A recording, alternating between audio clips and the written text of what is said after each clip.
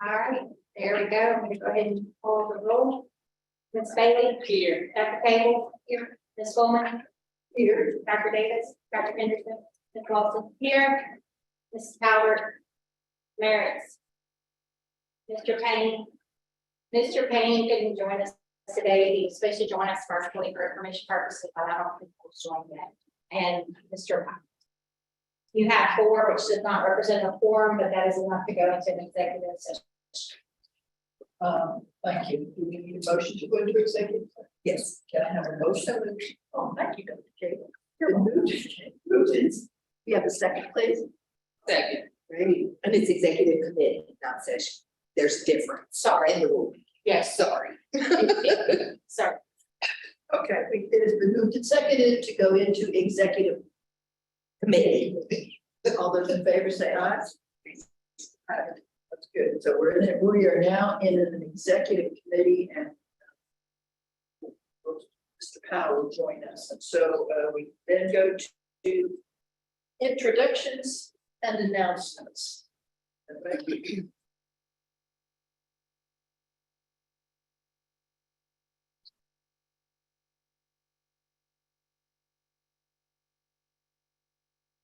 I'm just waiting on it to advance from what. All right, so we want you to virtually meet Mr. David Kane, work with David as a person who attends COS to represent LOSFA. He is a student board member for Louisiana Delta Community College. He is a non-traditional student, which is amazing for us because that brings a diverse voice. And he will be joining us as LOSFA student board member representing the LTTCS system this year. And then the next, we have the governor's cell, Kobe. And Kobe has interest in financial aid policy, and we are very, very happy to have him. And we are connecting him with our CASC and SE units to make sure that we have adequate student voice. So Kobe, take it away. Thank you so much. My name is Cole Weaver. I am a student at UL Lafayette. I am with the Governor's Fellowship. Obviously, this summer I am with Dr. Reed and having the opportunity to have a close and personal look at higher education policy. And I said this last week, but getting to see the people who make the decisions that you'll never know about and understand that all the work that goes into it. So I'm just incredibly grateful to be here, and thank you for allowing me this to learn. Oh, for experiences that you have Lafayette. Sorry, Tell me about UL Lafayette. Where are you in your I'm a senior, going into my senior year. major? Political science. I'm a first generation college student. Just self-financing, right? To try and figure out all the tricks of the trade and understand how we can improve the opportunity and awareness of college to all students. Thank you. Thank you for being here. Thank you. Okay, next we have approval of the minutes from the May 9th, 2023 meeting. I read them over, just I didn't find anything that needs to be corrected. Does anybody have any additions or corrections? Right, opportunity here. Do I have a motion to approve the minutes as presented? I make a motion. That's it. Okay. And it's been moved and seconded to approve the minutes. All those in favor say aye. Aye. Thank you. Public comment. No comment. Thank you, Andrew. All right, thank you. And program updates.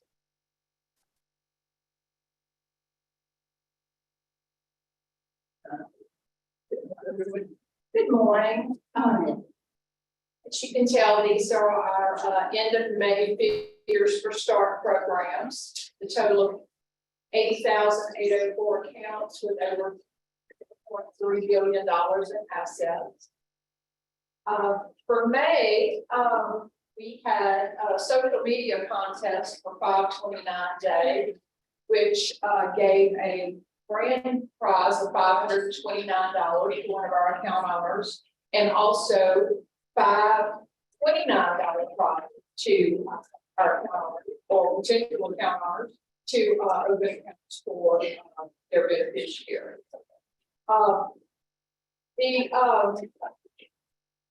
In May of each year, we mail out for notice of enrollment letters to our beneficiaries who were at an age that they would be beginning their college education.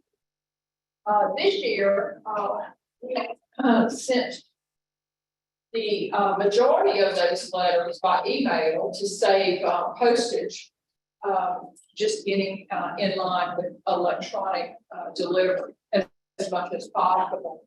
We, of course, if we had any come back as a return, we sent those by mail to those accounts. Court start disbursements are on the upswing as fall approaches. And we still have strong requests for those owners with the start accounts to use their funds for K-12 tuition expenses during these times of inflation that we're experiencing. And that's what I have for today. Anyone have any questions? What question? Because who invested in the K-12 start? And they roll that over to the start. They can. Once their student graduates high school, then they can move those funds to start to be used for college. Yes. Anybody else have any questions? Thank you. Thank you. Next is college access, success.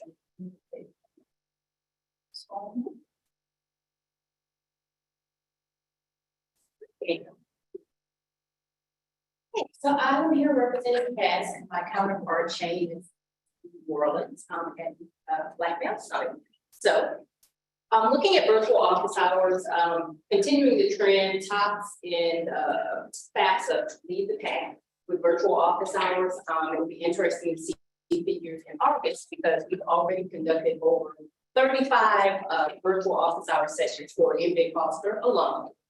Still doing virtual events. And as of May, we had a total of 110 events. Next. Professional development, a lot of in-hand webinars, but we've also taken the time to include some professional development with some of the programs that we use, including your CCAP link is up there. That's what we schedule our virtual office hours. And then also, next slide. Hootsuite, which is our social media all-in-one tool, professional development opportunities, including a few from HR. You'll see the OGB webinar there. That was a good well. FAFSA efforts. So as it stands right now, Tennessee is #1 at like 66.7. We are 66.2. So if you can't tell, I've been stalking the Corner Future website. I have it. So we started a little earlier this year and trying to close that gap. So we did a virtual FAFSA marathon, and basically we offer virtual office hours pretty much throughout the day, but we do expand it to the evening to give individuals time to just outside of traditional office hours. And then also April did a FAFSA after 5. That one was specifically for our MJ Foster eligible recipients. And so the idea of that is to basically help those individuals do their FAFSA in anticipation of the MJ Foster application opening up for 23-24. And then finally, after much planning, we got our home study webinar done. This is Daniel Loving that pulled all of this together and represented LOSFA during this webinar. Also joining him were the home study liaison over at the Louisiana Department of Education. And then there were also individuals from LSU and Louisiana Christian University. Some of the things that they talked about was basically applying for TOPS, being eligible as a home study student, and then also taking a look at college, like the access side, the admissions with the post-secondary institutions. I was invited to be a panelist with SACAC for their SACAC Legislative Day. Some of the things that we talked about while we were there were college affordability, financial aid opportunities for students, and then also some of the upcoming changes for the FAFSA. And speaking of affordability, we also met, I co-lead that group with Elizabeth Bentley Smith, Board of Regents. And so in May, we met to kind of draft out some financial literacy concepts for statewide training. That's one of the goals of our work group. And then we also had a work group leader meeting, basically the leaders of those 4 work groups to kind of review the goals of each respective group and then kind of prepare for the next Student Success Council meeting, which is actually going to be in person in August. Anna Rowe, who is our outreach and our partner person, she did 2 events with Valero. It's 2 back-to-back events. And so on one day, they had an employee fair, a total wellness safety fair. And so she represented START savings programs and provided information on START, START K-12 and ABLE. And then the next day, she also did a lunch and learn for those employees on the weekend savings programs. We also have MJ Foster student orientations each month. The one in April was very well attended. We had about 190 students participate in that one. The one in May, a little bit more modest. They had 73 participants. However, they do continue to create an environment where we have LOSFA, the institutions, and the students in one space. And so it's continuing to foster that relationship. And so we're able to provide like a one-stop shop for students where all parties are present in regards to the MJ Foster Promise program. And we also send out text reminders, one of them reminding students to complete their FAFSA, and then also another basically letting them know that the application for 23-24 for MJ Foster was about to open. And again, a reminder to get the FAFSA done ahead of that. We also sent out signal line messages, which is a different texting platform, basically to let those students know that summer funding was available. This was kind of some targeted messaging that went out for our opportunity performance and honor students. It was letting them know summer funding is available. This is where you locate the form. These are the requirements. And then for our top tech students, their messaging is a little bit different. They don't need to fill out that form for summer, but it was a reminder for them that if they were taking summer courses, that they need to make sure that those courses are top tech eligible. Next. More communications, this time to the counselor, basically advising them that processing is about to start. We usually send them like a checklist of reminders of what LOSFA needs in regards to STS so that we can get student transcripts and process everything properly. This year we added a second layer of communication, just sent out communication to the STS district contacts well, asking them basically to serve as a second set of eyes in making sure that the schools in their district have their information in correctly in an attempt to minimize the amount of errors that we get in processing over the summer. 5 to 9 Day was in May, and so the entire month of May was devoted to 5 to 9 month. And so there were a number of posts that we shared throughout the day. A lot of them had the opportunity to win prizes. There was one prize for $529, and then there were 5 prizes available for $29. And those, of course, all went into a START account. So lots of messaging on social media. We had 149,655 impressions, along with 410 new followers across all of our platforms. Again, we had several campaigns going on in May, including 5 to 9 Day, the home study webinars, TOPS processing. And so looking at all of those, some of the most liked or the most popular posts, of course, were the ones for the May scholarships. That's always our most popular posts. And then that was followed by our home study posts that were promoting the webinar, and then the 529 campaign material. And so these are just a few of some of the posts that we put out, and it's probably a little small for you to see, but the impressions for those. And then also on Facebook, if you look at the bottom and you look at the reach for Facebook, you'll see that there was a pretty big increase, and a lot of that has to do with that 5 to 9 campaign that was run during the month of May. And then finally, in regards to the events that Anna did with Valero, what resulted from that was a partnership with Valero. After Anna presented the information, she did the lunch and learn, and she had the booth set up at their wellness fair. They also requested to partner with us for several other events. So that is currently in the works right now. One of the things they're looking at is a back to school lunch and learn. So we're excited and looking forward to that partnership, and that's it. Anybody have any questions for me? Questions? Comments? I've had a busy Make of August always. Great work, laying the foundation to invest now for what's gonna be come down later. So That's right. thank you. Thank you. Next, student engagement. Good morning, everybody. Yes.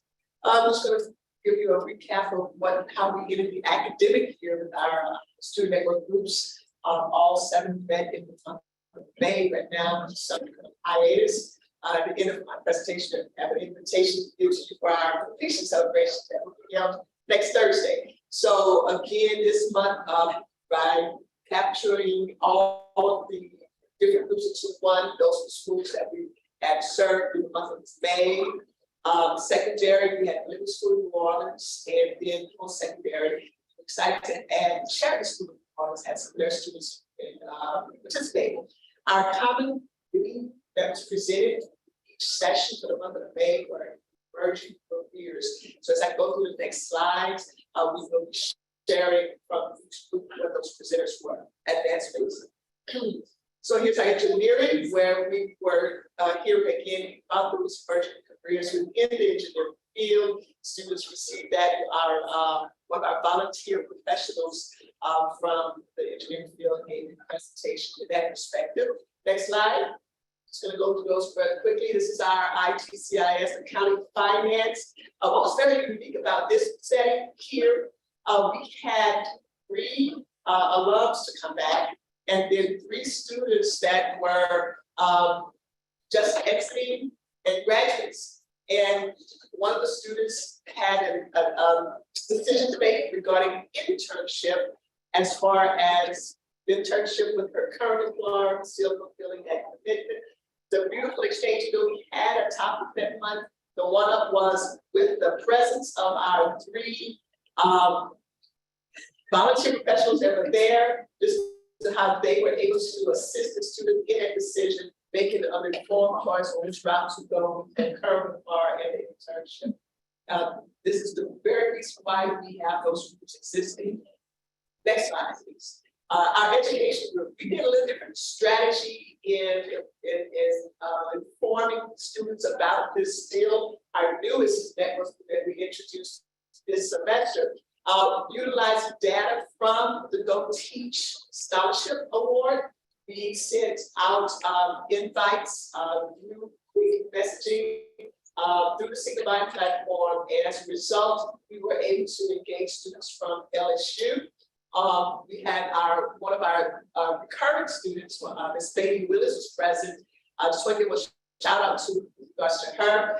Ms. Bailey will be a rising senior at NSU this coming fall. Just recently represented NSU in the Native Race Miss Louisiana pageant, where she competed and was a contestant there and did quite well.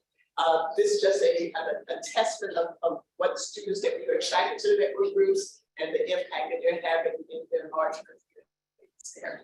Again, yes, advanced, thank you. The next slide, the second J. Foster Thomas, as Emily alluded to, wealth orientation. A lot of our touching with the MJ Foster students outside of our network, also we have an opportunity to do that in the monthly wealth orientations, whereas students go into their breakout sessions to speak and answer and have questions with their schools, the various institutions. We are also with the opportunity through student engagement to connect with those students in the breakout room, and Marsha does an exceptional job just reiterating, reassuring, connecting to those community service sites and wherever it need to make sure students have the wraparound support of that, so that's what we need to succeed. Next slide. And this one is our nursing. We have a actual executive director from the Louisiana State Nurses Association to come and address our students. Again, top of the emerging careers in nursing. Next slide. And we culminated the month of May with our very last post-secondary transition student network group by our exiting then student engagement specialist, Ms. Khadija Kamara, who's no longer with us again. She started a self-help program in preparation of her master's program. But we're so excited to again connect with our high schoolers to prepare them into post-secondary transitions there. Next slide. Beyond our network groups, we had the opportunity to partner with the Board of Regents, with Sienna Higher Education Coalition. We had an annual professional development at Pennington, where the planning committee afforded us the opportunity to again share all these LOSFA, talk about our student network groups, making connections with those post-secondary institutions.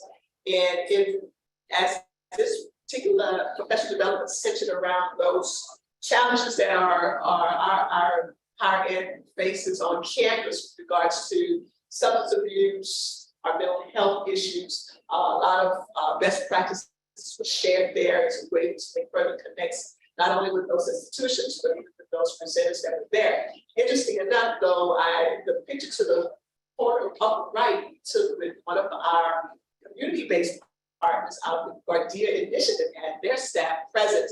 Was really reaffirming to see the work, the partnership that we're having there, and them capitalizing on this professional development opportunity as well. Next slide. And as I opened, just wanted to extend an invitation to you all to join us virtually. Next Thursday night, we will have our second annual celebration. Last year, we launched this kind of culminating event where last year we had 21 students of our network who completed their degrees. This year we have 30 that we will be recognizing, and our very own Dr. Butte will be there to give commendation along with Commissioner Reed.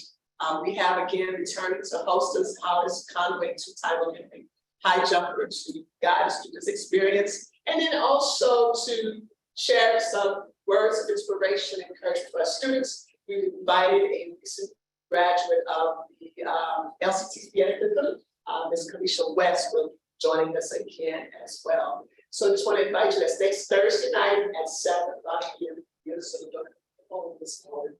Thank you. My question is, I appreciate it. Do I have to go back to this to get the skill? No, we can send it, we will send it to Or is it on the website of other people? Yeah, but wrote it down and I don't. Thank you. Any questions, comments? Yeah, another very busy person. And I would just like to say personally, in this community, the Guardian Initiative has really made a difference. And it works with a lot of other groups that I'm involved with. And it's I appreciate, you know, good model. It is. And then our effort started is just to create a college-going culture among the populations that they're serving. Those inner city youth and also the international students that are there as well. And it wasn't, it's a bottom-up organization. It came from that area to start, and it shows what camps down we all work together. Thank you very much. You're welcome. All right, field outreach services, Dr. Cobb.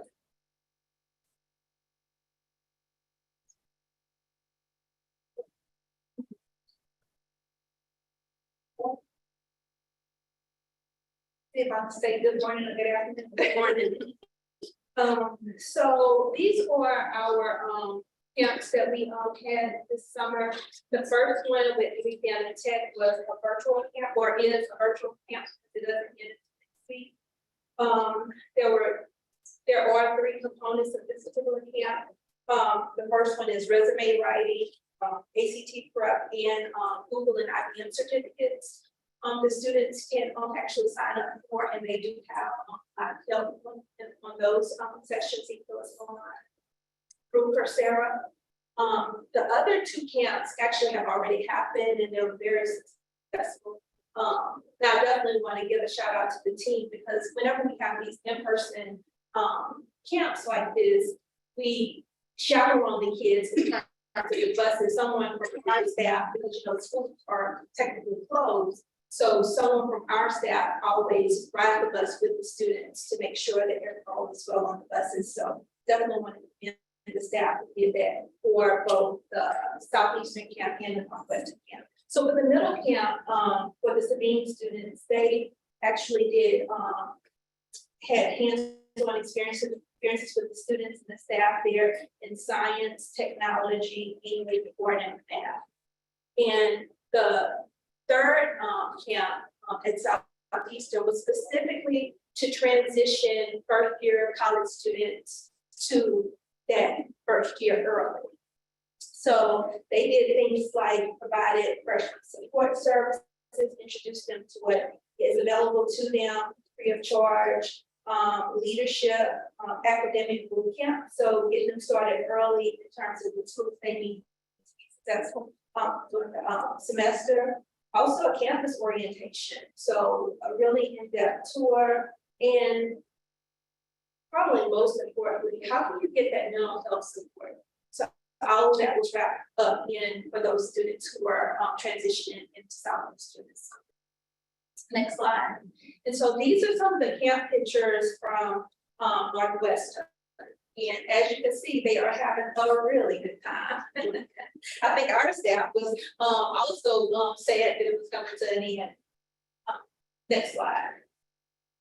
And for this slide, so as you all know, after next week, our unit will no longer exist at LOSFA. And this is my last advisory meeting. So I just want to make sure to take the time out to thank the schools and districts, that we've been so fortunate to work with and to support post-secondary partners, our community partners, and definitely the LOSFA divisions, because even though we were a division inside of LOSFA, we could not have done that without the divisions. Look, I emailed Nathan this morning. Alex doesn't even know this, but I emailed Nathan because my drives weren't working right. So just think about staff all over the state, all the times all over the country, provide support to us. So definitely wanted to it'll take them now until this time next year to talk about all the things they've done to support us. So really appreciate that. And this advisory committee, all of your kind words, your support, your insights has been truly nothing short of amazing. And finally, my team, my staff. Some of them have transitioned and they're around the country doing some great things. I mean, I think I have 6 PhDs since I've been here that come out, and I don't even know how many master's degrees of the staff. So not only were they helping the students, realize higher education, but even them themselves actually getting terminal degrees. I think I have, a couple of attorneys as well. 2 attorneys, that came out of this team. So definitely proud of them and all of the work that they have done. I know some of them are listening in, so definitely want to tell them that, their work has been nothing short of amazing. The communities around the state are definitely better for all of the work that you all have done, through it all, hurricanes and all. And I believe that the state is so much better with the work that you all have done. And as a matter of fact, this world. So thank you all so much. Thank you. Thank you. Thank you to your team too. Thank you.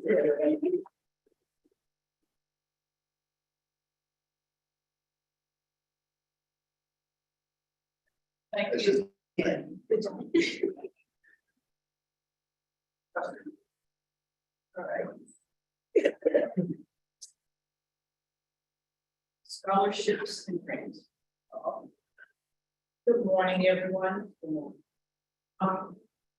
The first program is the GO grant. $55.4 million allocation, and pleased to announce that of an additional $50 million for the 23-24 academic year. So we'll be sending the loans out once the budget is finally loaded, let the schools know.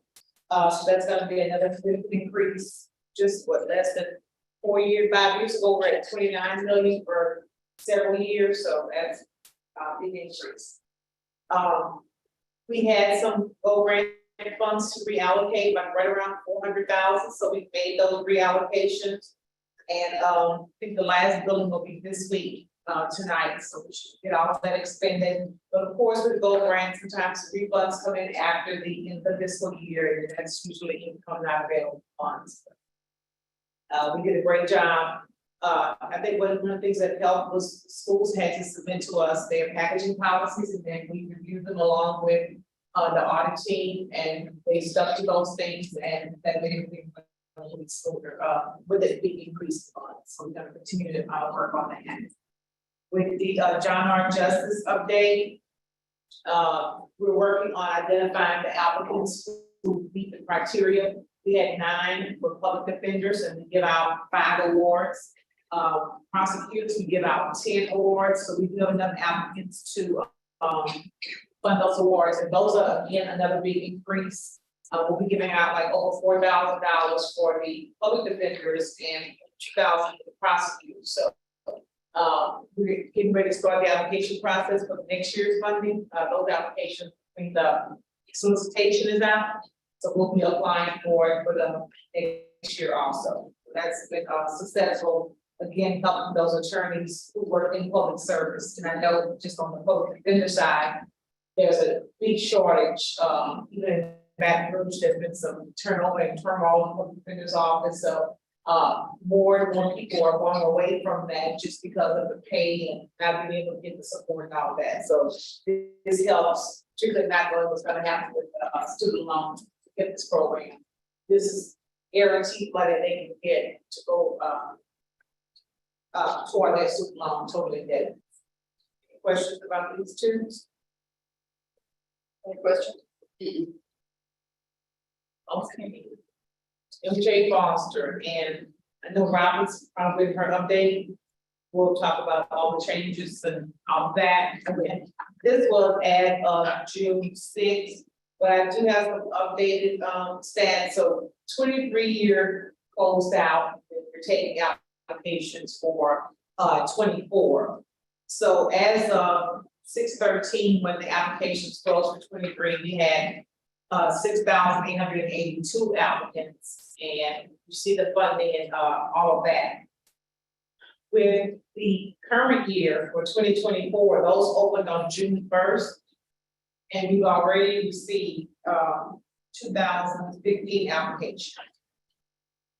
Some renewals, some renewals, and then new eligible ones, and we have some ineligible applicants. So we're working through all of those, and with all the rule changes, one of the biggest ones is that the money will be available, 10.5 million to all eligible students. We're not going to be putting students on the wait list of the state, go through and get enrolled, that sort of thing. They'll be getting paid for that program. So that's one of the biggest changes to that. So Robin will talk about the rulemaking in that, but that program has been keeping us very, very, very busy.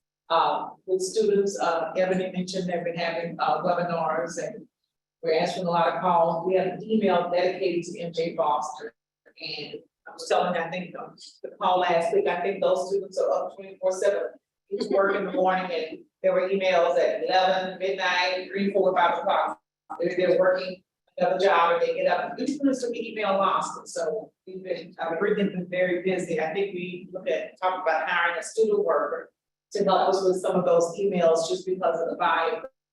Aside from answering and processing payments, we have to answer student emails, help out with some of the online things that we're getting with that. So it has definitely generated a lot of attention with the legislative, the new laws, and just the social media and all of the.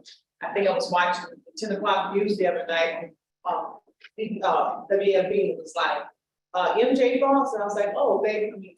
Versions come on all the time, and that's what the students, they watch 10 o'clock, so the email lost. Our Go Youth Challenge program, which is for students who have completed the YCP program of the Louisiana National Guard. We've had 17 recipients and distributed $41,790 for the 22-23 academic year. We do have a couple of students we're processing for summer. So those are 2-year awards where they can attend any public post-secondary school as long as they're majoring in a program that will lead to a 3, 4, or 5-star job. And those job designations are determined by the Louisiana Workforce Commission. So, those are the major programs, that I'm reporting on today. We're still processing, we'll teach. I think we're about 65% of the funding that was used for the undergraduate part and around 50% for the graduate certification program. Questions? Thank you. Anybody have any questions? Comments? Thank you. I know the MJ folks got a lot of notice during the legislative session. Okay, TOPS update. Greg's gonna join us virtually. Greg, can you hear us? I sure can. Can you hear me? Yes, we can. Thank you. Go ahead. Good. We spent 97% of the TOPS allocation this year compared to 99% last year. We have enough funding remaining for TOPS summer school and any late billings that might flow in. The version of HB1 approved by the legislature has TOPS fully funded at the amount we requested for next year. So as of now, TOPS is in good shape for both this year and next. And this may come, Brett, this may come in the executive director's update, but was there a lot of talk during the legislative session as to the, numbers of TOPS they had that major concern before? It didn't come up in the budget, but we had the data to support it. Okay, any questions, comments? Thank you, Brett. Thank you.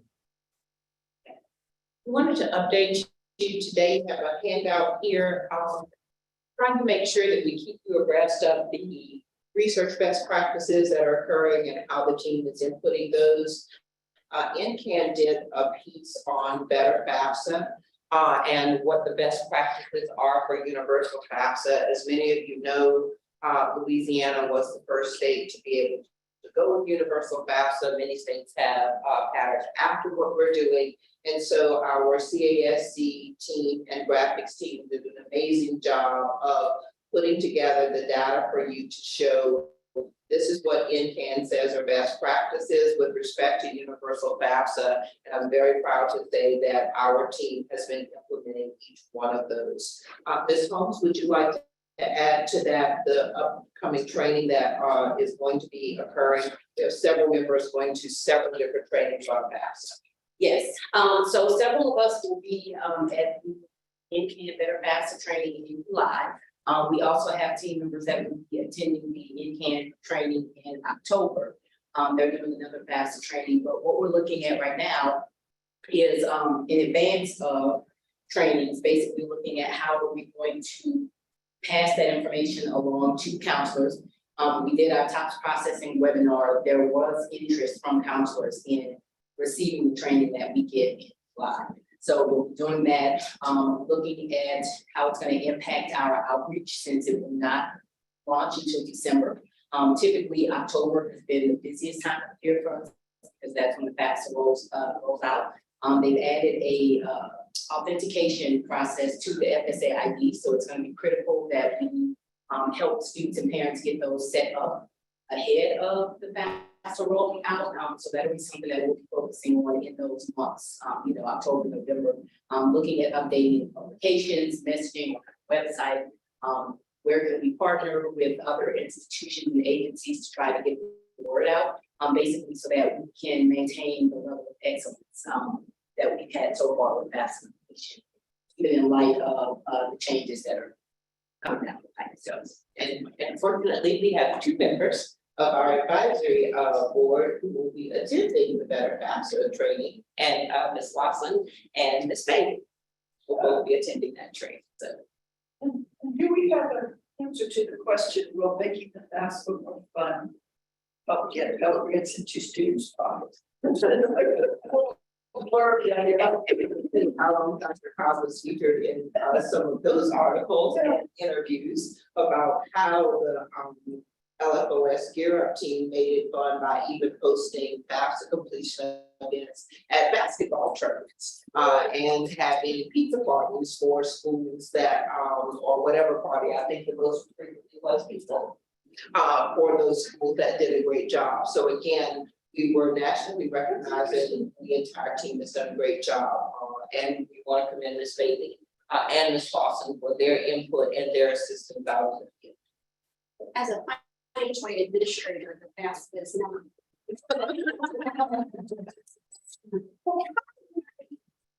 Especially with all this. So Especially with what? the FAFSA simplification, Oh, say that in quotes, Yeah. because there's so many unknowns and we already know what it's like when we have the extra months. And now it's, will the website work? What's it gonna look like? So. how do you explain things to students? Quick, In a fun. quick. Yeah. That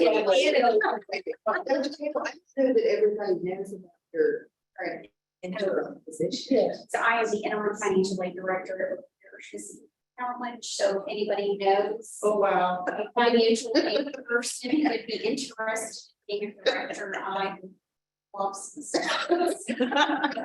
So it's like riding a bike. I haven't done like processing financial aid in like 8 years. What But I- time to me? Yeah, what a time to be alive. And so you have a two-fold because you have now teaching the continuing students Yes. of how to complete the new application. Right. As opposed to new students, it will be something that is new to them, so they. Right. And then a lot of stuff has been waived the last 2 years, and all that's coming back for 23, 24, so it's just been in there 10 days. Wow. No, there was I was on a NASDAQ call yesterday, and they were talking about informing students about FAFSA, and they were saying the government is putting a lot of emphasis on the new FAFSA, but if it's a student who doesn't have the first generation, say, nobody who comes on the college, it's not a new FAFSA, it's the FAFSA. So we don't say the FAFSA is changing because they don't know about the FAFSA. Right. And the focus needs to be on the renewal people did a FAFSA last year, and now they have to do the new FAFSA. Yeah, I completely agree, and I think too, for like the continuing people who've done the old application and are used to certain terminology, It's all not. that's changing. Exactly. 24, 25. And so really trying to explain to students like what that change means for them, especially for those who are gonna use eligibility. Because there are nuances now that, I mean, just one little small change can drastically change students' eligibility. So I'll be at NASFA next week, Yeah. and there's a ton of fast. Well, one of the things that they advocated for is not, the housing question will not be, That's correct. they confirmed. So now schools like, how I'm gonna determine, and now they're saying, well, students don't really know. If you know when you're going to school, you know what you're saying. So I think it will impact, like that question in particular will impact your 4 years. far 4 years, more yeah. Than your 2 years. Exactly. 2 years don't have housing, so it's easy for us to go, Yeah. we'll just default you to something. Right. For the 4 years, it's gonna have huge implications, especially for scholarship and things like that. And then you guys won't be able to share as much information Yeah, as you you were can't able to share share as before. much. So if you work in the scholarship office, you can get information from the financial aid office to be able to kind of help. There won't be any. There is now well, there's always been a like, what is the need, but it's much more restrictive now. So your traditional, like foundation scholarship, this can't have access to a lot of information that they traditionally have access to. So, Are they aware of that yet? Absolutely. I think it depends on the institution and how related they are to the financial aid department and how closely they work together. I think it's gonna depend on the institution. Well, I mean, I'm thinking about when it opened on October 1st and some of the scholarship deadlines were, December 15th or January 15th. Now it's gonna mean that information, if they don't know, which they probably don't, and then they won't know, it'll be further out. And so a lot of our students that would be eligible for scholarships won't even know how to access it. Now, we used to say, yeah, you fill out this application, it'll send information to everybody, but if they're making the changes, then. Yeah, I mean, and I think it's just it's gonna have to be really close relationships and talking between those scholarship offices and the colleges, the college financial aid office, because while we can't send information back and forth as easily as we could before, there can be some discussions about how to get student applications up. Because in some instances, especially for 4 years, they're gonna need their endowments and their financial aid or in their foundation scholarships a lot more for those students who don't have a Pell Grant anymore. So, 25 is gonna be really. Oh, it's gonna be absolutely fabulous. Well, because I mean, after, ours is, let's fill out the FAFSA, but I still try to inform my students of like, usually I will know from colleges. Yeah. If it's gonna be a one application like this, they'll be able to access things, but hearing you say that, that's the first time I've heard that. So now I'm gonna tell my students, you need to make sure to stay on this because you don't Like, know. you need to do the financial aid application and you also need to like reach out to the scholarships. Just been good about that, thank you. What was the goal of redoing the FAFSA?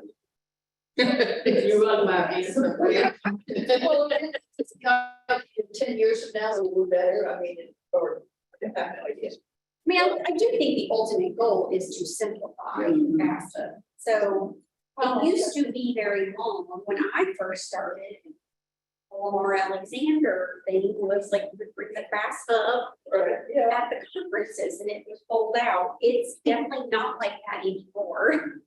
I think it's like down to 170 questions or something like that, but there's a lot of skip logic in the application, so not everybody sees 170 questions. So I do think there is some intent around making it easier for students to fill it out. But I think the challenge for administrators in particular is that there's too many changes coming at the same time. So you have a delay of 24, 25 that will not be out by October 1. You will not be out before January. I doubt it, which is what they were required to have it out anyway. So you've got the delay of that, the change in the EFC, the SAI, all the other stuff that's happening. So I think the intent really is to make it simpler, but at this rate, I would rather just give everybody a Pell Grant. You know what I mean? Like, I mean, it's taken, let's see, I started in financial aid in 99 as a student. It took almost, in the Higher Education Act was in 1965. It wasn't until probably, what, 2003 or 4 that they even did the tax return connection. So you have to think, it took them 50 years to get the IRS to talk to each other. I was about to say, I started here in 99 and I can remember holding up paper applications, begging them to do it online, but that was before there was skip logic too. Yeah. So they had to answer every single question online, but I think the paper application was like 12 pages long. And FSA itself doesn't have the budget because Congress is not funding them as much because they're not using the money, like their current budget, like in the most effective way. So they're running out of money and they're going to Congress saying, you're asking for us to do all this stuff, but we don't have enough money. And they're like, but you told us that you could do it with this budget. You haven't done it even longer than you really needed to. So I'm going to take 1 year. But like on our end, because it starts where we are with, you know, new students, like the longer it takes for it to open. And then us not knowing, yeah, they're changing terminology, they're changing a lot of things, and it might be good in the long run, but we have that crunch time and we don't just have FAFSA. When we come back in January, we have ACT, we have testing, we have graduation requirements, we have who finished, close out the first semester, who needs to be in credit recovery, who's still not on track to graduate. All of that's happening at the same time as this. And then website issues, changes that are happening that we don't know how to do it. Can we get people there? We're gonna have connectivity issues. Is our internet gonna drop? Can we get the cell phone? Does somebody else already use that cell phone number? These are the things that we've already been talking about. Like, this is the issue we have before any changes were made. Right. Even with the skip logic. And now your time period is shorter. Very much so. Are y'all changing a lot? That was one of the questions that I've been trying to figure out across the United States, as far as states changing their dates. You know, normally ours is February. I've been saying that we probably wouldn't, but I was like, okay, that is something that a lot of areas are like, no, we're not changing because we're just not to figure it out. Because their hard deadline is in July. The February 1 was the priority Right. deadline. And regardless of when it comes out, first come, first served money is still going to go first come, first served. And so our position still is, the earlier you file the form, the better position you are in for first come, first served money. So there's not a, oh, no one's gonna process your award if you don't file it in February, but you certainly, if you're waiting and doing the FAFSA as a graduation requirement, meaning you fill it out in May, you've missed out on first come, first served. You have significantly shortened your window if you have a problem. And it's highly likely that you're able to be posted on the email that you're about to receive. And we're also getting feedback from students that, and from you all, that they're looking at that price and that sticker shock, and they're not showing up.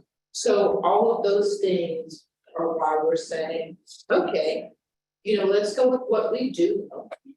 And what we do know is that the Pell lookup table are out right now. And we do know that we can start early with students on using that student aid index. And the great thing about that student aid index is it doesn't look like the ELC chart, which means what we're trying to do is humanize that and allow that to be incorporated into a tool where parents and families can look and see what is your value proposition for filing this form. Because the value proposition for college is very much on the chopping block right now in any research you look at. And we are finding the exact same sentiment with MJ Foster. What is your value proposition for filing the FAFSA?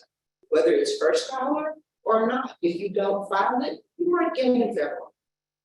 So you might get MJ Foster. But how much money did you just leave on the table as an adult for your other cost of attendance? So that's really where our efforts are right now, is what can we control, right? And what can we do to make sure that there's a public facing tool we're working on developing that students and families can use, just like you can. If I'm shopping for a specific item, I pull it up on Google and it's gonna tell me what is the 5 places that sell it, and here's the price. And this one has shipping and that one doesn't, and then you make your choices. Now, are we Google? No, but that is a standard that customers expect. So how do we move into that era with providing information, and how do we get campuses to help us go through they really don't have time to figure out what your structure is. If you have specific personnel that do specific things, all we need you to do is give us a link to where that is on your site, and we can point individuals to you, and when you change it, your link will update. So that's kind of where we are in getting ready for it. I see this amount that's the pound dollars that are left on the table, and in my mind, I wonder how many people just get frustrated with the whole process and walk away, like, of that money that's there. Could be frustrated at what we're saying, what the research is saying, it is decided to go. Yeah. So if you're not going, then you're not filling out a form to go. So we have to get over the hurdle of why should you go, right? What happens when you should go? So we really have been looking at it holistically from that standpoint. I was privileged to be able to meet with officials from the U.S. Department of Education, and we did bring those concerns about December. And basically the answer was, if we launch it in December and the systems don't interact and don't work, that's why they're not giving a date. It's like those systems have to interact and have to work, or it's not functional. And if it's not functional, that's more of a disaster than rolling it out early with it not being functional. So that's the feedback that we've been receiving, and we're just, taking and seeing how much lemonade we got in lemons, with getting folks to do what they can in advance with what we know. But that's our.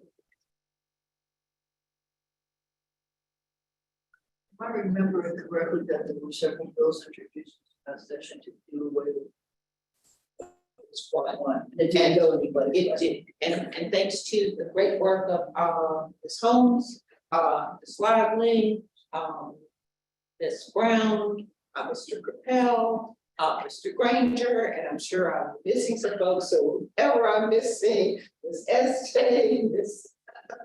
Mrs. Granger, we were able to actually do a demonstration for that legislator. Physically here in the building, show him individuals already have a choice as to which they file. And it goes back to that same premise. What is the value proposition of filing the FAFSA as opposed to the online application for TOPS? They both count towards your graduation requirement, but what does that mean for you? And after he saw that, he basically said, I'm not in the practice of codifying in legislation something that's already happening. I commend you to work with me if I have any suggestions for changes, and that's where we were. So that really is a testament to the work the staff did to show we do have changes, but that we're using that same playbook right now with what type of decision tree would we have for MJ Foster applicants when they don't have to file an FAFSA for semester one. We want to make sure they know, no, you don't have to file it, but don't look for the Pell. And don't look for go grant because it's not going to be there if you didn't file. So it's that so that they are understanding as adults how much money you leave on the table when you don't file a form, then it's a personal choice. So that's kind of where we are. Not an easy thing to educate legislators, because in all honesty, they are responding to their constituents. You don't want to do this. This is not just, oh, let me do this today. He was responding to people that say it's hard, it's difficult, I don't want to do it. I don't want to tell the federal government what my social security number is. Or how much, I mean, I don't think this should be a law that says I have to do this, that's another one. Yes.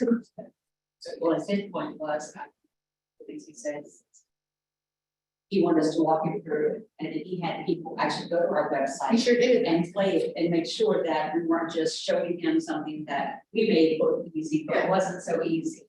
So he went and he called back and he said, wow, y'all were right, this is really good. It works exactly like that. Yeah, I had people check it out, and that worked. He says, thank y'all, that took care of it. I just need to follow this, so I don't need to go further with it. Takes a lot of effort, and I thank you for that, for everybody.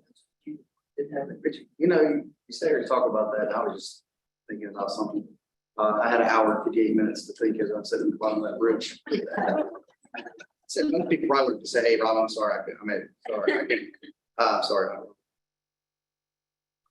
Okay, Rob. Went home at 2 o'clock. And so the same people are saying they talk about the FAFSA because they don't remember their information, probably don't have mortgages that you have to submit your last 3 years tax returns. It's ignorance, but I would have got 3 months back for sure.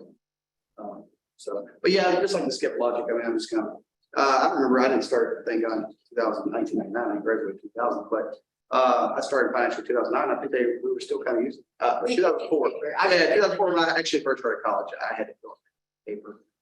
And you know, the thing about the skip logic was, I think it did kind of simplify it because some people were confused if they needed to answer certain parts or didn't, and so they would skip them, but you couldn't really put NA on it. So I think it has. I mean, yeah, I always try to give people the benefit of the doubt that when you're trying to make policies or something, especially nationwide, it's kind of hard to simplify some things for everybody because everybody's intelligence is on different levels, you know.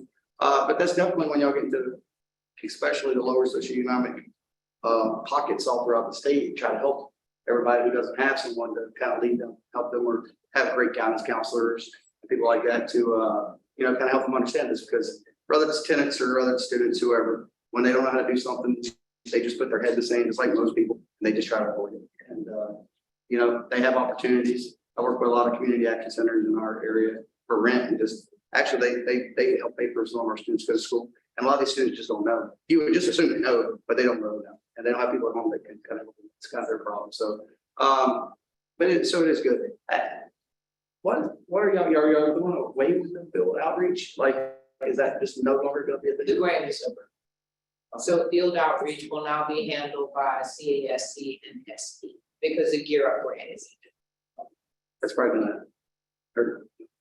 That's probably gonna hurt. Like, are y'all still gonna go out and do all the same activities to go to school? Actually, what we're going to do is expand that so that we're not just limiting it to specific schools, but that we're doing an outreach statewide, because the MJ Foster, the Patriot Act, the Veterans Benefit, none of those are K-12 audiences. So now we have a much broader audience that we have to serve. And we have to figure out how to do that. Using technology, using people, using virtual events and using in-person events. And that's what we're prepared to do. In the July, it was the August meeting, I believe, because there's not a July meeting, right? In the August meeting, we will roll out LOSFA 2.0 to you and show you what it is based on, which is the research and that new structure. Okay, what makes me feel better? I was like, man, because I mean, I would like to see all the little stuff going all up and down the state, and how many people came out and turned into the little game shows and all that stuff. So, We are still doing that. Actually, CASC and SE, the CASC group did do the fly tour this year. That was done by those team members. that's, but yeah, that's why I mean, I don't want to just like break this monster to get up and leave 30 minutes after I just drove 3 hours. Yes. I want to go make session though. Dr. BJ is correct. There is no July meeting, and our next meeting will be Thursday, August 10th. Right. Thank you. Any other comments for the good of you? Thank you all for sharing. That concluded the executive. Oh, it does. Then moving on to new business. You have these in your packet, right? I don't see it here, the problem. This is yours? Yes, ma'am. Okay. I do have the packets on your iPad if you want to switch over to the packet. You want to do that? Sure, once I get it.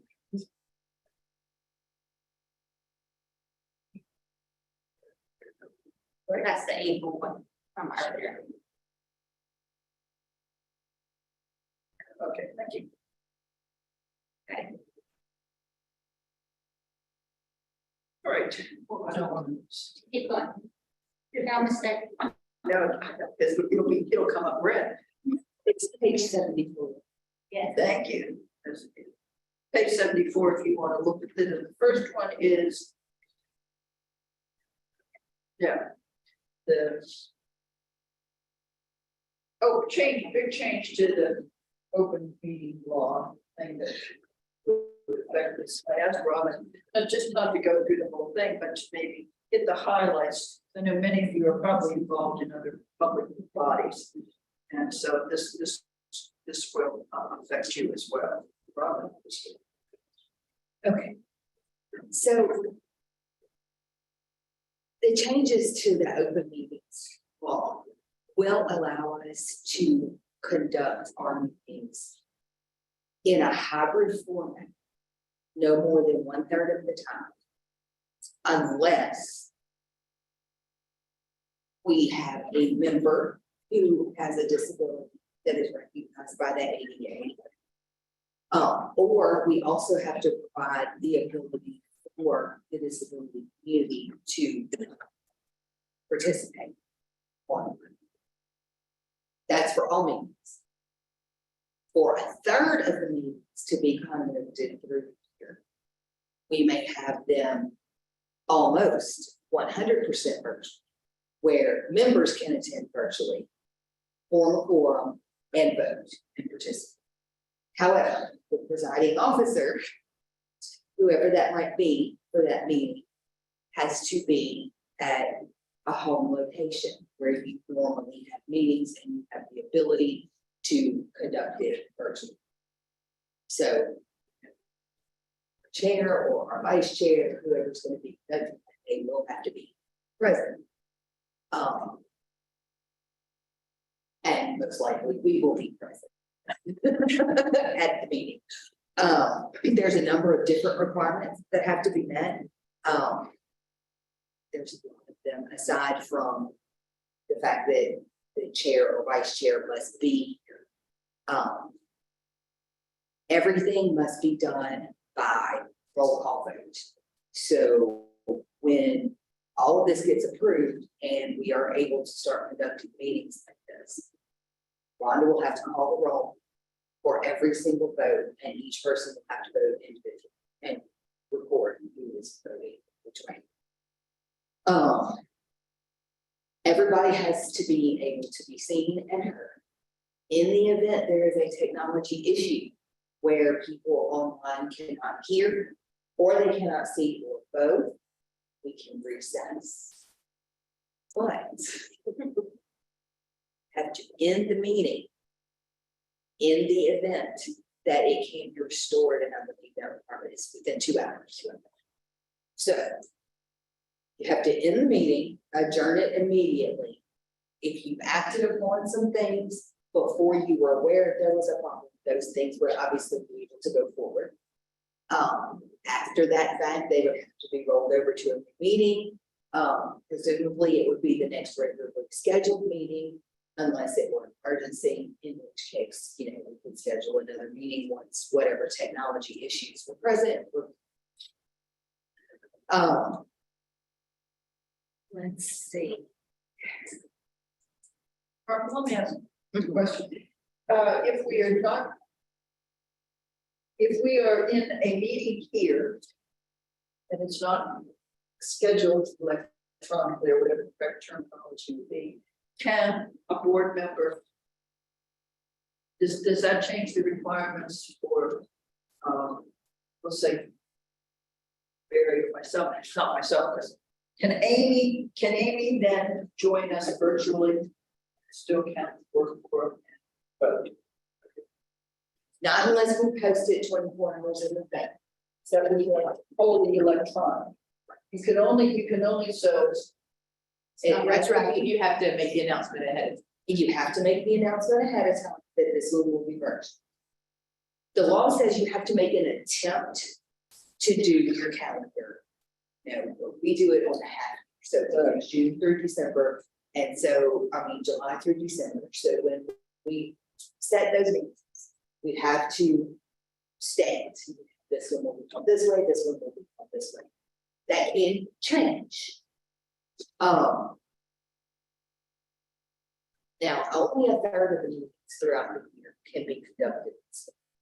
So we need to make sure that we have only a third to be conducted that way. And there might come times when we do have to change that. So if we have to say, okay, we have a meeting scheduled for September and we have one scheduled for October, and then something comes up to where we cannot get a quorum in September, but we really need a quorum because there's something urgent that needs to be taken care of, and we can get a quorum. Post the notice, convert the October to person. I'm just thinking of all the things that have to be done. Yes. You may change. Now, here's another thing. There was like a hurricane or something, or the weather, a natural disaster kind of situation. That would make sense. I mean, that would make sense. The Board of Regents does not have a meeting until the end of August.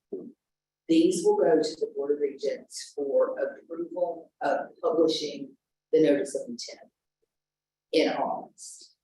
Because of timing issues, the earliest this could be published in the register is going to be September 20th. Right? It has to be published for 3 months before we can go find it. So, at the earliest, we would not be able to do this until at least January, possibly February.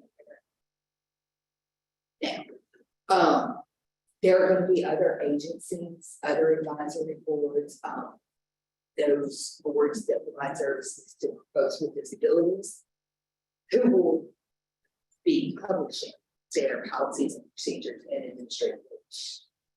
And I'm going to be watching those to see, am I being too restrictive? Am I being too loose? What is everybody else doing? To try and get some uniformity. Now, it's very possible that everybody is all over the place because this is brand new. We don't know what's going to happen. We don't know if the legislative committees who have oversight over this are going to just slam all of it. They might very well hold hearings on this because they have. So, you know, even though it's been passed by the legislature, they have a right to hold a hearing on any rule they want to.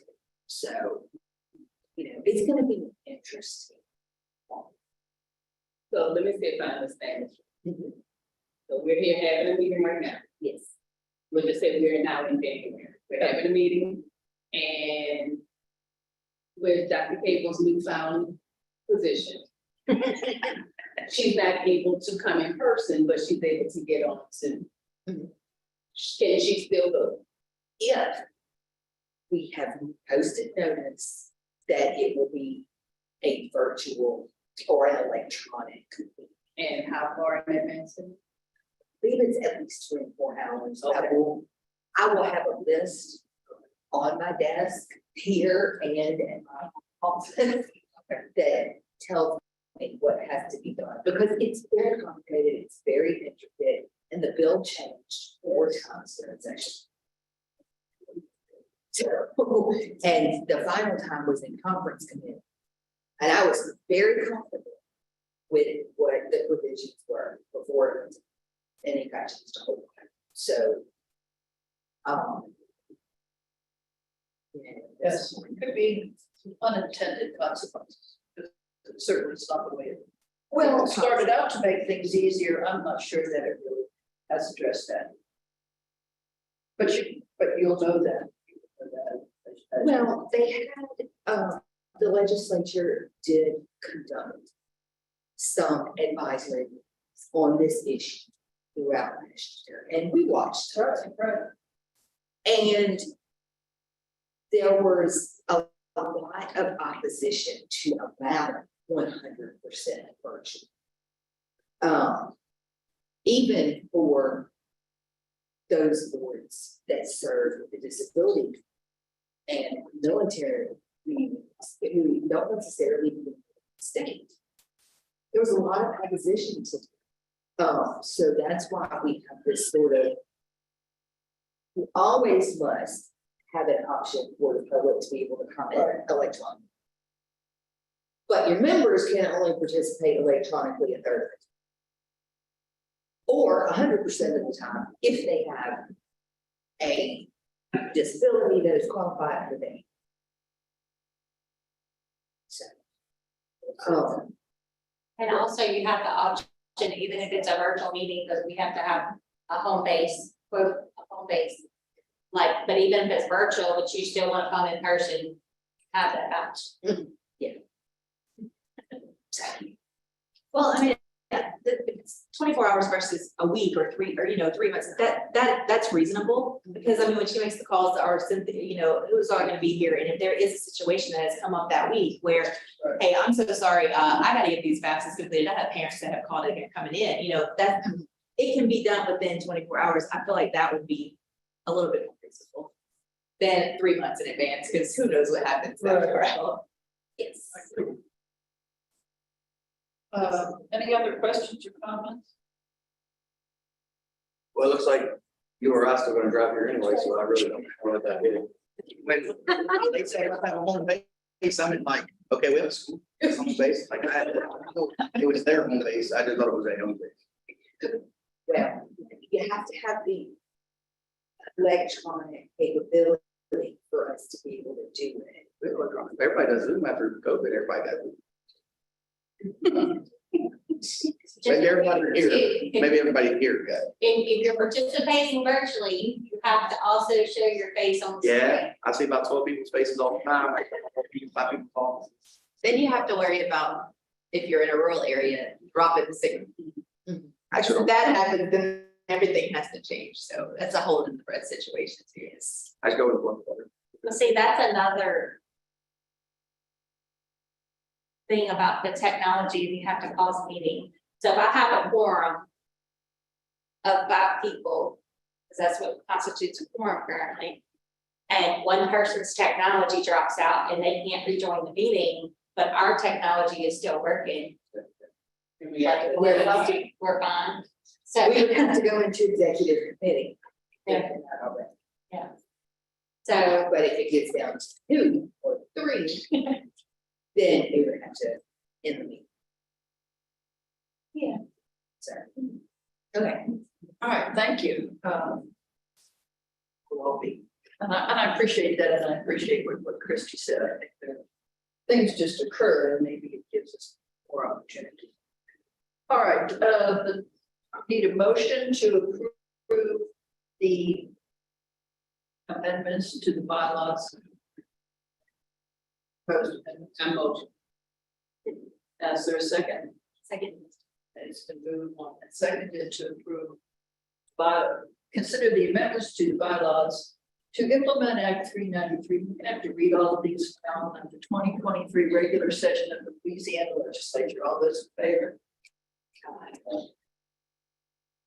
Okay, moving on to this.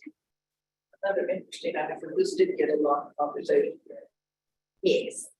Okay, the MJ Foster. Okay, so this is the MJ Foster rulemaking. Mentioned earlier was the fact that all of the funding for the program has been commingled so that it can be used for any eligible school. That is not in this rulemaking because we never put it in the rulemaking. That's split because it was in, we didn't need to put that in the rulemaking and it's not in this. This is the bill that made a lot of changes to the program itself. The first of which is that a student may attend school the first semester on MJ Foster without having had to file a FAFSA. They still have to meet the income threshold. So the bill provides that we need to enter MOUs with, I believe it's DHH and the Department of Children and Family Services in order to match data for, so that we can determine, do they qualify for one of these public benefits program whose income threshold is less than the 300%. That is required for MJ Foster. If they don't qualify for any of those, then we're gonna have to get additional information from the student applicant. So that was one major change. It does now allow an expansion from paying just tuition and fees to tuition, fees, books, and instructional materials. So that would cover those higher cost programs like nursing, where they have to buy a lot of equipment. And we were being told it could be up to what was $1,200 a semester for equipment for nursing school. And so now MJ Foster will be allowed to cover that. It eliminates the requirement for the 20 hours of community service, apprenticeship, or mentoring each year. It eliminated a working group that they had developed in order for LOSFA, along with a number of other state agencies, to be able to put together a platform of some sort to give students a one-stop shop for all of the services that might be available to them. I believe that Dawn and a couple other folks attended a meeting of the governor's subcabinet, at which point they said, we already have this with 211, and why can't you use that? So we went that route, thus negating the need for that work group. So it has been. Let's see. And then it adds to our reporting. And seeing the rulemaking is there to implement these changes. It's not nearly as many in the rulemaking as the effect of it, if that makes sense. What groups? What groups are going to working with the MJ Foster, like school, the community colleges, what groups are going to be mostly affected by the, I know MJ Foster is really getting a lot of attention, say, in the legislature, which is a good thing. It's, you know, it's not all sustained by them, it's sustained by funds. The one groups have been really need to do anything or change. I just want to make sure that the valuable people that sit in these seats are the ones that can give back to this. There's a working group for MJ Foster on the mechanics of the program. There's all, and that's not just LOSFA employees, but LOSFA employees as well as LCTTS, Southern and Shreveport, LSU, Eunice, and the proprietary schools. I think Mr. Clark represents proprietary schools. Then there is a marketing group that talks about how we're going to promote the program, and then LOSFA has its own internal work group that meets between scholarship and grants and student engagement and CASC to talk about how are we going to respond to inquiries, getting the information out, what are people asking, which means they also pull IT as recently, there was a series of wonderful pieces on the news that the Foster has free community college. Yeah, actually, I got the video. Yeah, I took the video of it, because I said, I saw blue clip on there. I saw blue clip on there, and I wondered why blue clip's name was specifically on there. Bombarded with comments. It's free community college. It does not make it free. It sounds great, but it does not make it free because it does not cover all college attendance. And so our team had to very quickly pull together to figure out how are we going to stem this, because at the same time, those calls are flooding. Right, you also have individuals trying to get through for their tax processing. So if your lines are tied up, then how do you respond?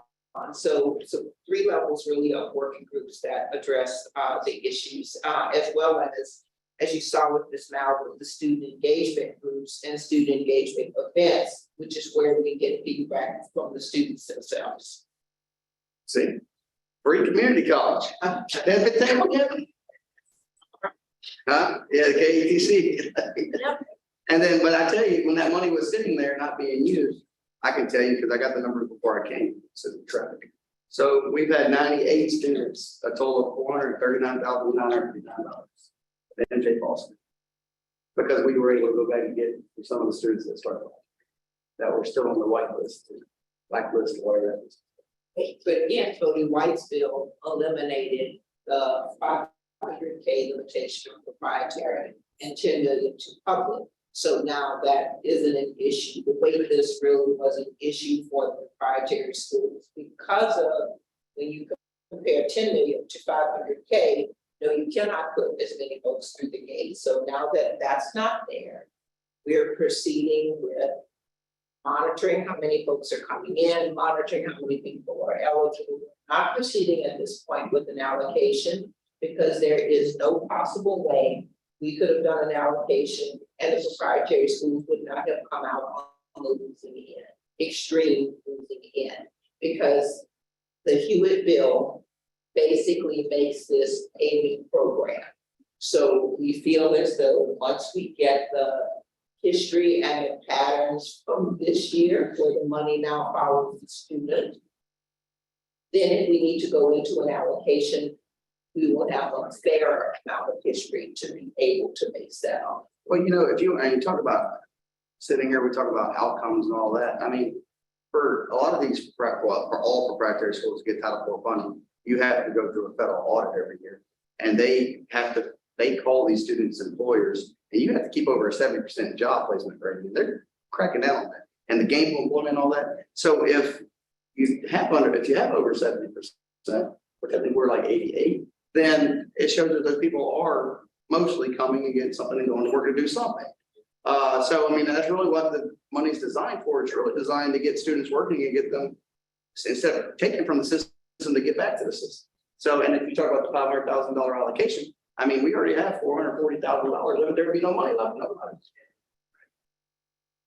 So, anyway, it's good. Thank you for your work on that. Okay, any other questions or comments on that? So we do have need a motion to consider rulemaking to implement Act 287 of the 2023 regular session of the Louisiana legislature. I have a motion to approve. A motion. All right. Is there a second? Fair. All right, it's been moved and seconded. All those in favor say aye. Aye. Thank you. Next is TOPS legislative changes, and that's what it's kind of summarized in the one thing for us. Anything you want to add there, Ron? the rulemaking is a lot longer than it normally would be. Because if you looked at it, probably noticed that. But that's because I took all the core equivalents out of 703 for OPH and 803 for tech. And I put them in their own sections. 704 and 804 respectively. And in an order that makes sense. In other words, the earliest to the most current core curriculum and equivalents. The bills that passed, the TOPS core curricula addition and changes for financial, it added financial literacy for the OPH core and added a total core course. So whereas it's been 19, it will be 20 for the OPH core. For the tech core, it adds an additional math requirement.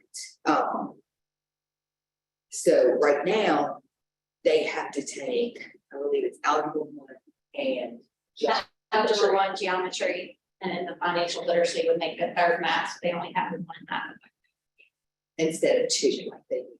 But the total number of core units for top tech students stays the same. On this, that's for the 27, 28 students? Yes. On the page 129 in our document, it does have financial literacy listed by itself, but in the very next one underneath it, it has it listed again. Like, as if it's a standalone, and then it has it as an option for that last. What page is that? I'm sorry. It's 129, but it's actually page 40, I think, on the. I know exactly what you're talking about. Thank you for pointing that out. It needs to be taken out of the option. Because it already has been right for financial literacy.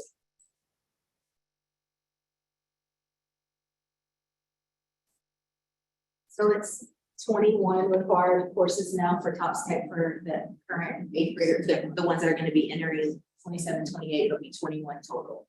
Yeah, TOPS Tech, the total is staying exactly the same as it is. It's currently 21. It's current. Oh, okay, So it'll stay. I got you. But the Yeah. the OPH will increase from 19 to 20. That's And I will cover all this at articulation and our webinars September. So if I'm looking at this correctly, there's a bunch of different requirements for the next Several. years. Yes, okay. You're gonna have a set of core curriculum for your up to 2026. One set of core curriculum just exclusively for your 27, and a core curriculum for 28. So we'll have a total of 6 core curriculums because we do the TOPS Tech on that separate. So the 27 one is the geometry requirement, and the your science and those are the only two for that one specifically. And then the next one would have the financial literacy for both of them. It would increase from 19 to 20 for the OPH, stay the same, they just only have one option instead of 2 for that additional math. Yes. Now the computer science still rolls over for 2028. That's going to be extremely confusing on a lot of levels, especially with students who want to graduate early. You're going to have to know exactly what cohort they're in and all of that kind of situation. Our student who work with CSC and make sure that we talk that through. Yes. And be happy to work with you to make sure that whatever makes most sense, that we have that publicized, we have that out there, we have that included in council trainings, we have it included in Facebook groups, wherever we are, that's there, because that's the idea, is to increase the communication across the state, such that individuals can get the help that they need, either with a human or by going right here and saying, this is what you need, even here in your hub, this is what you need. Because if you think about it, if they have a hub account and their information is loaded in there, we know who you are. And if we know who you are, we know what cohort you're in. And so we can also say what you need to do. So that way, in other words, using that technology to your advantage with that student to go, you may be different, Johnny may be different from Susie, but we know who Johnny is right here, we know who Susie is right now. If you want to do you be my guest, then you have to look at all of that, but that's what we're trying to make sure we can do is enable students and parents to see that, which in turn helps you. Oh, yes, and because, I mean, I think my students don't know what cohort, when you say cohort, they don't know what they're in. And then if they decide they want to graduate early, they're like, oh, I'm class of 20, whatever, but you weren't really in that. And so they don't know that, you know, That's what we need to terminology. We work with them on that design and make sure that's clear, and other input from counselors. It's a little more complicated. We will simplify it, and what we Well, have to do is read and. Yeah, because the DOE tool is with entering class, COPS is with graduate. So they switch mid-stream. That's on us, for our Yeah. messaging to make that clear, that's what we do. And so if between working with the counselors and working in their working groups to make sure if this is how we're seeing it, and this is how we're planning to show it. And in what you do every day, you're like, that's gonna confuse them. That's a conversation. And looking at that to say, could you put it this way, and checking with people to go, well, if you put it that way, that would be wrong. And I think that's that type of team effort that's gonna be very critical. It's the same thing we're having to do with the MJ Foster on, let's not say that again. Right, what can we say? It's going to be, I think, the same thing, because otherwise none of us will be able to keep up. And keep our heads above water with providing accurate and adequate advice to students. We want to try to use the dissemination of accurate information as a multiplier to all of the human capital that we have so that we don't burn everybody out. Well, and the other issue is that for like last year, we voted on it before the Department of Education had published it. So it was, oh, should be one tops. This isn't for the requirement. And then the requirement came later. So like right now, we're voting on this, but I will tell you, I saw a teacher yesterday and she was like, what is this financial aid thing? And I was like, oh, that was passed in the legislature. I'm like, I'm going to meet tomorrow. I kind of figured we were going to be voting on this because I knew for the last 2 months we've been talking about it, but like they'll see it, but it's nothing written yet for them. But I guess they haven't met on it yet. I'm not sure when they meet on it and to publish it. So there's this time frame of, oh, that's just if you want that, that's not this. And then it's a whole lot of different working parts for us on our levels, if you even stay in the know. Like if you're in an area that's not connected at all, you don't read the updates and you're not even involved in the articulations, or you haven't even known that you're supposed to go, because I didn't know for the first 2 years. Like I didn't know that was an option because I was at a single counselor school. They hadn't had one, nobody had informed me. So I will definitely like talk to them just by experience of what's helpful, but knowing that there's like 3 or 4 different things that are kind of going on right now, my mind's spinning on how would I even disseminate the information that we discussed to them in the most efficient way where I'm not confusing people, because my brother graduated on Jumpstart, and Jumpstart, you know, we're in that middle year now. It's like 2.0 starts with this class, but they also are in that 1 year because of that. So it's a whole lot to navigate. This year is going to be no fun. What, did I hear you correct? This agency will know what cohort. They just have to appreciate that, and they have to get into where's this done, but you will know. So it's kind of like ask. Well, then that goes back to setting up their hub account, which Correct. this is also my plan. I was talking to Barry about this, is when I do the FSAID, I want to be able to do the hub account too. So I'm hoping that, you know, I think there probably is a video that kind of explains what the hub account is for my students to be informed on that, because if I can't do the FAFSA, this is something I would do later. I'm gonna have to change up when I do it. So, but they have to have STS, they have to be in there, all these things that have to take place. So that is my plan, is to start with the hub account, because that's how you'll able to direct them. Like it will supplement up with STS, so they'll know. I mean, it does it on the back end. It's just having the time to sit down with them and say, okay, let's set this up. But that's the communication that we're talking about, that says, if that is what you need, and we get that feedback, then that really shouldn't be you having to sit with them. That should be, what tools can we provide to you that you can give directly to them, that they can access, because you're never going to erase the digital divide, but you're going to have to work. You're going to have to work smarter to say, if you cover this many with this, those that can do it, and this many with this, then it reduces your amount that you have to sit there and go line by line individually. So if it's a video that's needed, then we need to know that now. Because I'm thinking of like a video that's that's a decision tree, Andrew's on the call now, IT's in the room. To say if that's the way you feel like they receive it best, where do you want that put? Like I think Barry mentioned a platform that says, if you're going to send something directly to the students and parents, then you need to put it here and let us know that. And then we'll put it on ours and we'll give it to you so that you can put it there. But I think that's just going forward with all of this going on and the expansion of the aid that's available, we're going to have to do that to survive it because, you know, as I say to the team, you can't even see the ship that TOPS goes on for LOSFA being just responsible for talking to high school students. That ship sailed and it is not visible from the sky anymore. So now, right, it's a whole bunch of folks that need the same type of advice. So we're gonna just have to say, you know, hey, how do you wish to receive that? Can we get it there, but then still have humans available to talk? So that's definitely a setup with you guys and brainstorming. And if there are other counselors that are critically interested in it, we welcome them at the table. And they do, Christy, they, right now, they do have a video on there, on the student hub sign up, if they watch it and kind of walks them through the steps, and there's a flyer they can download. The problem isn't, like, if I can direct them there, I give them the paperwork all the time. It's them actually doing it. So like when it's, that's why I say sit down. I don't mean with each kid individually.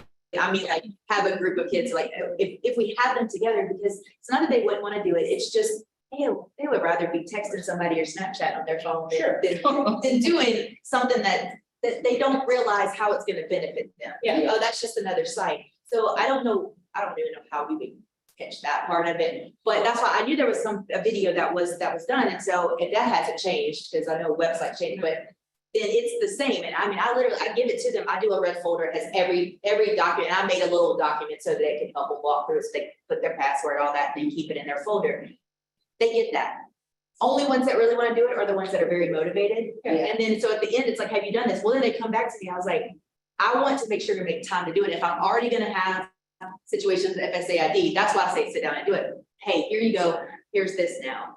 Because I'm thinking I just haven't had the opportunity to do it yet because of all the changes. Here's what I would say about that. That's the reason that the student engagement division exists, right? So when we were trying to figure out, nobody has any more limited time than the adults that are working and trying to figure out within J. Foster. So that's why we came up with the webinar, the engagement groups of this, so that we could walk a lot of people through a process at the same time, and then allow them to break out with their schools to say, nobody can tell them better than you can what the value is of following the FAFSA at your school with your cards, right? Because that's going to be different for proprietary school than it is for public school.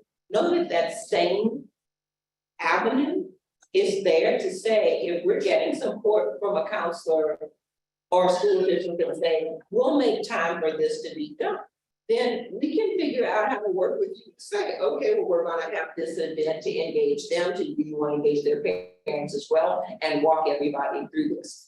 I think that's the way we're going to have to begin thinking about these things as we're trying to serve this many people across this many audiences. That's really where we are right now, and making sure that everybody has the information that they need. So yes, we can work with that. It just takes the collaboration, and as counselors like yourself that are already thinking about this, lead the way with that. I think that's gonna motivate other counselors to go, wait, they did that for you, then yes, we can do that for you as well. Other questions? Comments? Okay, and so are we ready to vote on this to consider rulemaking to amend sections 301.7.1, 703, and 803? So I make a motion with that change. Okay, it changes. yeah, thank you. So it's been moved with change. A second, please. Thank you. So we moved and seconded. All those in favor say aye. Aye. Thank you. So that's then moving on. The last one is the request for exceptions to the TOPS, the statutory provision you have those, before, or you did have those before you went for the home study. Do you have questions or concerns about those two? If not, and I have a motion to approve. Well, thank you. Second? I'll second. Thank you. So it's been moved and seconded to approve these recommendations. All those in favor say aye. Aye. Job. Next, the proposal to exception to the TOPS regulatory provisions. Remain continuously enrolled. There were 9. Did anybody have any questions or concerns about the 9 recommended for approval? Okay, if not, then I need a motion to approve these. Second. Thank you. Moved and seconded to approve. All those in favor say aye. Aye. Aye. Thank you. That takes us to next meeting date, as Rhonda pointed out, August 10th. Sure. Can I have a motion to adjourn? Thank you. Second. I'll second. Thank you. Seconded, approved, so we will regard adjourned. Thank you all for. Okay, we'll have to practice our motions, approved stuff. We do have lunch for y'all, if you need cuisine, so sandwiches and since it's